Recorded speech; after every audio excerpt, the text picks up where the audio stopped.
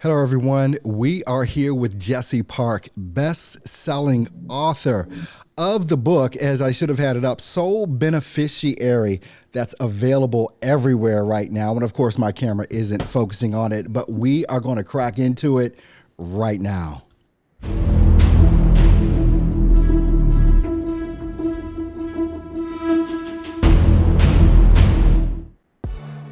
Hey, like I said, we're here with Jessi Park. How you doing, Jessi? Thanks so much for being on the show with us today.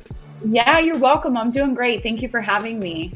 Look, this is an honor for me. It was an honor to meet you and to see you on stage at 8% Nation, Road to 8% Nation, just a few weeks ago here in Charlotte, North Carolina. And just to even go through and read your book, Soul Beneficiary, has really uplifted me to a point where I really just want to get out here and really help some agents not just hmm make some money, but actually do it the right way that you talk about in your book. Um, how you doing? I'm doing great. I'm just thankful that you read the book and you liked it. I've been getting tons of reviews and tons of positive feedback, and really, it was a labor of love. It took me almost a year to write it because of my busy schedule, and we all have those doubts and fears. Like I think, like right before it got published, I was like, should I even be doing this at all? What if everyone hates it? But I like the feedback, so thank you. Oh, you are more than welcome, Jessi. I mean, there's so much jam packed in the chapters of these books of this book, but I want to go right to chapter 7, where it seems like that's what basically this is what you said in chapter 7. I'm writing this book with the assumption that everyone reading this wants to come into this industry with the intention of succeeding by helping their clients and guiding other agents to do the same. Talk to us about what that actually means to you. It's like taking an assumption can be kind of scary sometimes, but that was a perspective that you wrote from. Why did you take it from that angle? Because I feel like, the industry sometimes it can be shady. I've ran into agents that don't do the right thing for the client, and it has long-term repercussions. They end up losing clients, getting chargebacks, and not really doing what the insurance industry it can be known for, which is building a book of business and building residual income. So I wrote it in a way to teach people how to build their book of business right. And Hmm. then once they get to a point of maybe becoming a leader, managing a team, whatever, I also show them how to do that too. Well, there's a lot of leadership stuff in this book as well, and I'm going to Mhm. encourage everyone to get it. Let us know real quick, where can they get this? I know it's on Amazon because that's where I got my Kindle version from. Sure. So yeah, it is on Amazon. You can get the Kindle, you can get paperback or hardcover. You can also request it from Barnes and Noble, Walmart, or Target. Okay, awesome. Leadership played a big role in this book as I saw it as I was reading it. Uh, How has let's just take it from the bad side. How has the bad side of leadership influenced what you've written in this book? Sure. So, uh, I mean, any industry where there's so much money to be made, there are going to be opportunists. And so I've just heard tons and tons and tons of stories of agents that have come to me from different agencies or what have you, and they've just been really mistreated. I gave examples of a couple of people that have come to me and I've heard their horror stories. In fact, yesterday we hired someone on who had a story I'd never even heard of. Oh wow. One company charged her $500 to renew her license, and then, which by the way, that's not how that works. No, I know. and No. then they never even renewed her license for her. So like, there's just so many there any industry where you make a lot of money, it's going to attract the good and the bad people. And when Yeah. bad people start making more money, it just amplifies who they already were. Absolutely. And you guide agents through a lot of these different pitfalls that you don't want them to have to go through in this book hmm as well. I mean, one of the things I know you said in chapter 6, and I'm just going to read that here. It's like most new agents don't understand the risk of exploitation and often don't even realize they're being taken advantage of as well. Um, so many different IMOs and FMOs that are out there, And I know you've got some horror stories. I mean, with this as well. You just told one, but what are some of the other things that agents really need to look out for when they're getting into this industry and choosing a company to go with? Sure. I do outline that in my book. Ask questions, ask for Hmm. comp schedules, ask for promotion schedules, ask for transparency. If a company can't give you that and they can't give you a way for you to eventually become a management or a leader or something like that, then they're going to keep you at ground level forever. Um, that's one way to avoid it. Just really and go with your gut feeling. Whenever you're interviewing potential managers and everything, do you have a good feeling when talking to them? Do you feel like you can trust this person? Like, a lot of it is just like an intuition thing. But Hmm. the main point is get everything in writing and then comparison shop. Go to this agency and that agency and that agency and compare what they have to offer you. You know, and knowing that you have your own agency yourself, kudos, by the way, that because I know it's blowing up from everything that I heard from you at 8%. Um, what is it that you look for yourself when you're looking to hire someone? I'm kind of smiling right now because I'm remembering. I think it's in. I didn't put this note down, but I just remember it from reading. The guy that came into the office and was just kind of slunched down in the chair and Yes. but you had another guy on Zoom or whatever, and he heard the whole Mhm. conversation. But that was just funny to me. But It is hey a funny guys, story. you got to get the book. You got to get the book so you can read this story. But Jesse, what is it that you're actually looking for when you're looking to bring someone on? What are some key indicators that you see in people? Sure. So in my book, I talk about, like, you can go to college, you could be, a really high producing real estate agent. You could not go to college. You could work at Walmart. Um, Really, the determining factor, in my opinion, and what I found in my experience, is not education, not on the resume. It's actually like Mm, internal. It's a why. And that's kind of what I really get into whenever I'm doing interviews is, why are you looking for a change in your life? yeah. Because this industry is life changing. I never, ever in my whole entire life ever made over six figures before I joined this industry. Wow. And now, I mean, I'm 5 years in, and so I don't divulge what I make anymore, but Mm. it's not just six figures. Well, So yeah, I'll keep my mouth closed. But because you mentioned what you were driving at the, but yeah, I'm which one? Because I have a couple. Just I love it. I absolutely love it.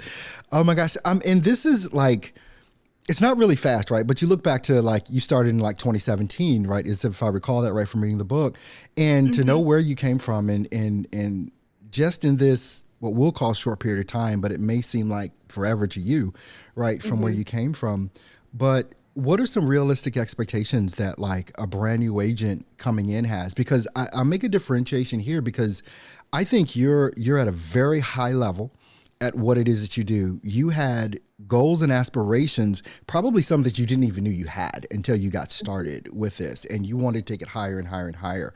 But what are some realistic expectations that life insurance agents should have if they came in, today as we're recording this? They just passed their test, they got their license, now they're getting, carriers and they're getting ready to go.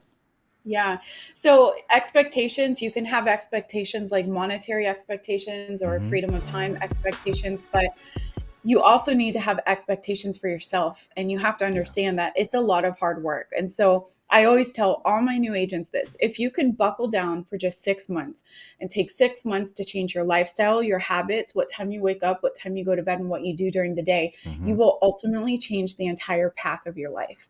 And so if you're ready to buckle down and you're ready to do what you don't want to do and really work hard for the next 6 months, you can expect to make typically more than six figures your first year. And then by your second year, with renewals and residual income, that usually your first year income usually doubles.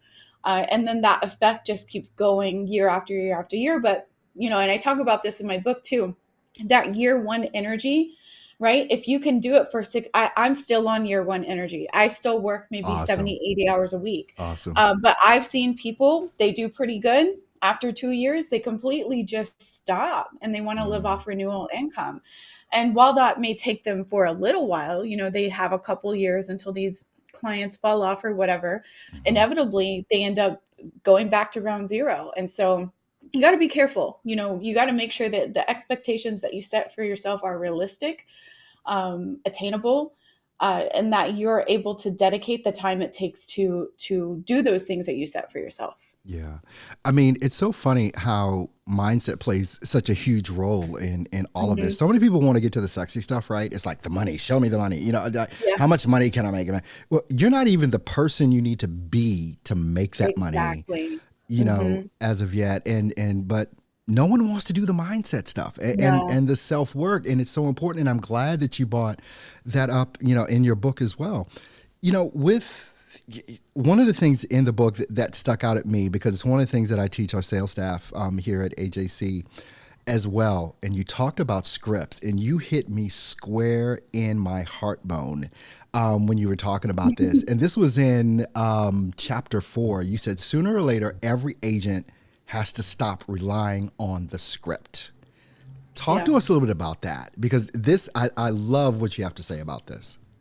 Sure. So I have a script, right, that I developed and I give my agents, but there comes a time whenever you just realize that you're talking to a human on the other end of the phone, and the human that you're talking to is just like you. They need a Hmm. connection. You want to build rapport. They want to do business with people they like, know, and trust.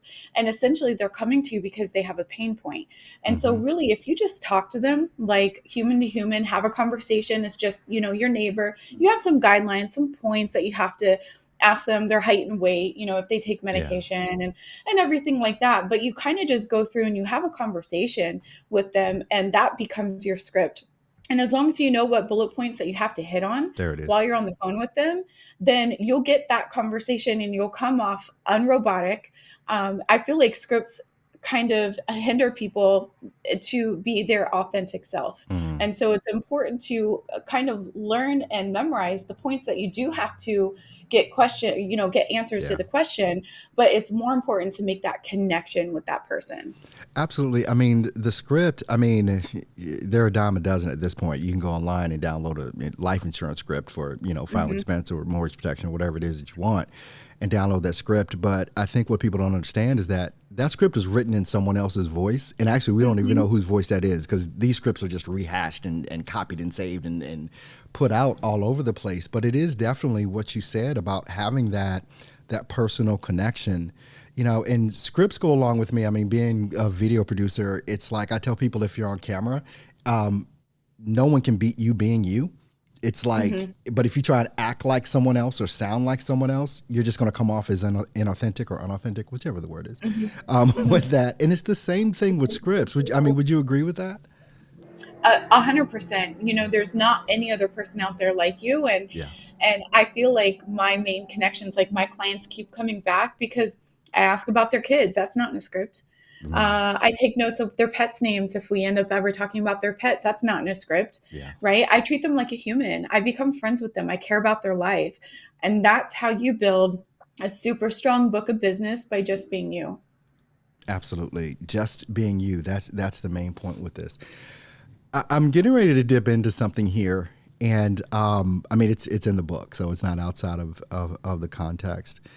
Um, Tell us about Jennifer, My because sister. she played a big part, especially at the beginning. I Yeah, mean, you dedicated the book to her. I did. My sister, my younger sister, by the way, she passed away from cancer almost 1 year ago. So January 31st of last year. Mm. And it was devastating.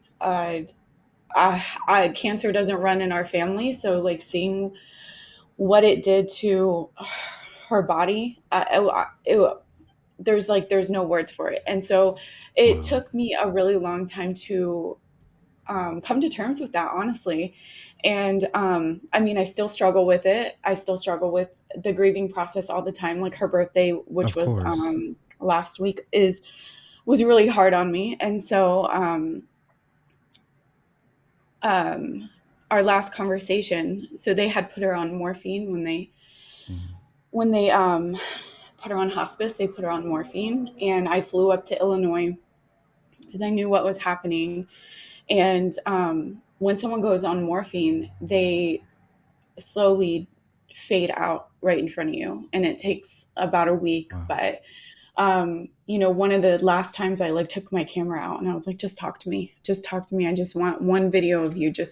And she kept kind of going in and out of the video. But one thing she told me, she was like, this year is going to be completely different for you. Oh my. Uh, you're going to break out. This is going to be the year. And if an opportunity comes along, don't say no. And so naturally, I'm an introvert. And Hmm. so I don't know if you saw me on stage, but I get Yes, I a did. little nervous going on stage. And so, as an introvert, right, I can do the things I have to do for my job. So I can train, I can Yeah. recruit, I can talk to people, I can do all of that. But my comfort zone is definitely not that. My comfort zone is I'm a gamer, playing games and keeping to myself. And so, whenever a publisher approached me to write a book, I even had typed the email like, no thanks. Oh wow. Not yet. Thank you for just, it's just not really what I want to do. And then I stopped and I was like, maybe this is what she was talking about. So Yeah. I agreed to it, and it actually was not a bad process. I ended up writing a bestseller. So that's Yeah. definitely out of my comfort zone, because then people like you want to interview me, and I'm touring with Cody, which is way out of my comfort zone. But any opportunity that came to me this year, all the ones I normally would have been like, I'm good, I'm doing okay. Hmm. I said yes to, and so this was the year. Last year was the year of the yes. So in a year, Wow. I wrote a book. I went on tour. My book became a best-selling book, and I grew my agency a lot. So that's my dedication to my sister. She's beautiful. She died at the age of 35. She had just Wow. turned 35. She left behind two children, Evan and Alicia, and those are my loves. I get to see them every summer Yeah. and treat them, spoil them as much as I can. That's amazing. I mean, when I saw that, I mean, the story is heart wrenching Hmm. for anyone that just heard you tell it, and to read it in the book, to see that dedication there, I was like, okay, this is a big part of her why moving forward with Yeah. what it is that she's going to be doing and do, and the bravery that you're having with the year of yes and continuing to the year of yes is going to be those continual things that just continue to propel you forward, and you just get Hmm. better and better and better. I mean, the first time you're on stage, now it's like it's not as bad, right? As it was Yeah, you the saw me first at my time. third time on stage, so Hmm. I'm getting better, and it's a process to kind of settle into my authority, right? Because I do know a lot, and Yeah, I have achieved a lot. obviously. So it's just, I guess, being comfortable enough to talk about it Yeah. in front of hundreds of people. Hmm. So it's definitely a growing process for me, especially being an introverted person. So Yeah. it's definitely a learning curve, but I think I'm doing okay. I mean, believe it or not, I mean, I'm an introvert myself, even though I do these video shows. And I mean, I think you probably heard my tone a little bit different when I was at the event than kind of how you see me kind of more animated now. It's because I'm just talking to a camera lens. It's like there's no Mhm. people there, and it's kind of easier for us as introverts to do. But I mean, for you and the success that you've had, since 2017, especially going through what you had to go through last year and continuing to move on and move forward, you have done some amazing things. And I can just say this, girl, own your authority for real. It's like you Yeah. have it. And the people that read this book are going to be inspired by this book. And I'm going to tell everybody once again, you need to make sure that you go out and get it. It's Soul Beneficiary from Jessi Park, available on Amazon, everywhere. That she said in this video here. But Jessi, I just want to say thank you so much for taking the time just to be with me today, to be transparent and just to open yourself up and to just let us know, as let all those life insurance agents know what they need to do to succeed. So I just want to thank you for being here with me today. I so appreciate it. Thank you. You're welcome, Earl. Thank you for having me.